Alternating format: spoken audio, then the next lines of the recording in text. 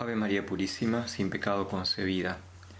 Hoy vamos a tocar tal vez un detalle, que es este museo, eh, museo, casa museo de Aljustrel, porque es una casa que donaron personas allegadas a la familia de Lucía, y el santuario lo ha transformado con muy buena mano, con mucha calidad, en un museo de cómo era una casa y todos los elementos de trabajo, porque en las casas justamente se guardaban los elementos para trabajar en el campo y todo lo que tenía que ver con la subsistencia de estas familias, ¿no? Lamentablemente, el segundo tomo de las Memorias de Lucía, es decir, la quinta y la sexta memorias, no está publicada en internet y por lo tanto solamente se puede conseguir aquí en el santuario, en los lugares cercanos, en los hoteles, en las librerías, porque en esas memorias justamente aparece todo la maravilla de lo que era la familia, el trabajo, la convivencia en esta aldea y en sus alrededores. Recordemos que Aljustrel era un caserío de 20 personas y giraba en torno a Fátima, que era el pueblo central de la zona, digamos así, donde estaba la parroquia, donde estaba eh, todo el centro, digamos, de la vida de esta gente, ¿no? En esa quinta y sexta memorias aparecen todos estos detalles de la vida cotidiana, de la caridad de la mamá de Lucía y muy interesantes. Si alguna vez podés venir al santuario, tenés a alguien que venga, realmente no se lo pierdan, lleven un tomo, está en varias lenguas, para poder saborear. Pareciera a veces como que es un relato en comparación, por supuesto, con los relatos de las apariciones, como algo más secundario. Sin embargo, ayuda muchísimo porque realmente los pastorcitos pudieron responder con una gran fidelidad, con una gran seriedad a un mensaje tremendamente fuerte, porque tenían una base, justamente tenían la base de la familia. Muchas veces me pregunto si me hubiera tocado a mí, a la edad de ellos o incluso después, no por el hecho de comparar una familia con la otra, pero simplemente la base de la madurez humana, las virtudes, la fortaleza, la sinceridad y un montón de virtudes, de valores que estas familias tenían y que transmitieron a sus hijos y que los capacitó justamente, por ejemplo, a mantenerse firmes en decir la verdad de lo que habían visto, a mantenerse firmes en no ceder a los secretos que la Virgen les había pedido que guardasen de momento, ¿no? Y bueno, vemos estas imágenes que nos van mostrando un mundo duro, sin duda una vida ruda, una vida campesina, pero bueno, de alguna forma también estamos todos metidos en ciertos prejuicios y tendemos a ver, bueno, en primer lugar, el que habla, ¿no es cierto?, por una especie de prejuicio urbano que tenemos, o de desarrollo, o de modernidad, todo esto que estamos viendo como perteneciente a un mundo medieval, un mundo primitivo de gente poco, tal vez, evolucionada, formada o letrada, ¿no es cierto? Eh, Sin querer entrar en polémica, pero cuando vamos conociendo el mundo de estas familias, vamos viendo realmente una batería muy grande de bienes que de alguna forma tal vez se han perdido o están en riesgo, ¿no? Así que, pero bueno, es un tema para analizar y discutir, porque da para mucho. Realmente en estos momentos estamos sufriendo muchísimo eh, con todo lo que tiene que ver con la familia, porque la vemos muchas veces amenazada amenazadas, ¿no?, por diferentes cuestiones. Aquí, por ejemplo, lo que estamos viendo lo que se palpa cuando uno se mete un poquito en el mundo del trabajo, de la convivencia familiar y social, es que había libertad económica, es decir, todas estas familias eran propietarias de medios de producción. Para estas familias, por ejemplo, no existía, no podían tener ni idea lo que significaba la palabra desempleo.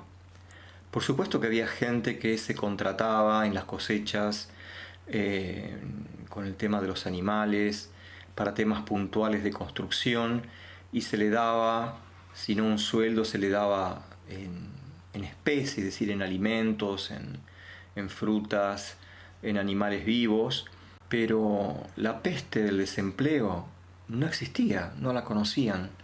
Realmente era una palabra absolutamente desconocida para ellos. Evidentemente podían sufrir un descalabro climático que les arruinara rara vez sus cosechas, que pudiera una enfermedad, digamos, limitar o poner en riesgo parte de sus animales, pero el que de pronto la familia recibiera la novedad sorpresiva de que el padre o la madre y que toda la familia quedaba comprometida para comer, para seguir viviendo por el hecho de que se quedaban repentinamente sin trabajo, eso no existía. Evidentemente el trabajo era duro, rudo, exigente, muchas veces de lunes a lunes.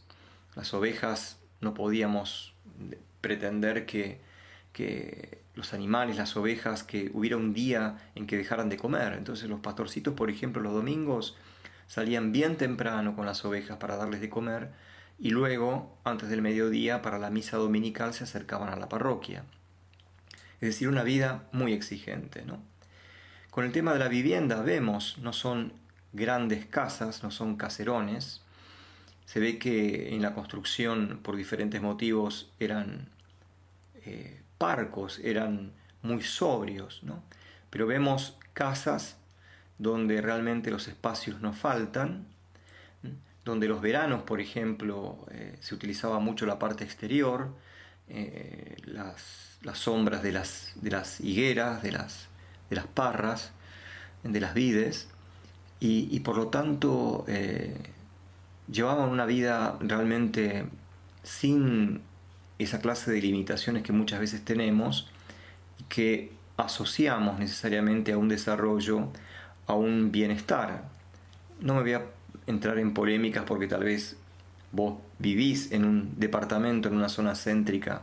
Cuanto más querías agregar un ambiente o ubicar ese departamento en una zona supuestamente mejor relacionada o ubicada, perdón la repetición, y has pagado fortunas.